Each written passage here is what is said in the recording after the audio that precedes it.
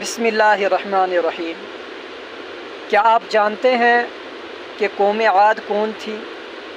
کون لوگ تھے وہ؟ آئیے قرآن کریم سے رہنمائی حاصل کرتے ہیں۔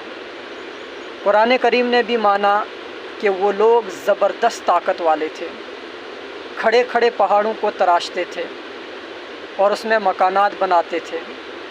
اس زمانے میں کوئی بھی مشینری نہیں تھی، اپنے ہاتھ پہاڑوں پر مارتے تھے اور پہاڑوں کو چکنا چور کر دیتے تھے، اور پھر ان کے اندر گھر بھی بناتے تھے، بہت عالیشان گھر بناتے تھے۔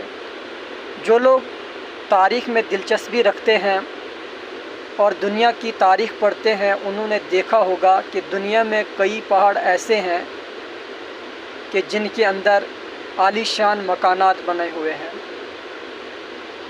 تو اگر آپ ان کو دیکھیں گے، ان پہاڑوں کے اندر ان گھروں کو دیکھیں گے تو آپ بھی حیرت میں پڑ جائیں گے، لیکن ان لوگوں نے اللہ کے حکم کی خلاف ورزی کی، اللہ کو نہیں مانا، تو اللہ رب العزت نے ان کی ساری طاقت کو خاک میں ملا دیا۔ اس لیے کبھی بھی اپنی طاقت پر گھمنڈ نہیں کرنا چاہیے، اللہ کے احکامات کو ماننا چاہیے۔ بے شک اللہ کی طاقت بہت زیادہ ہے۔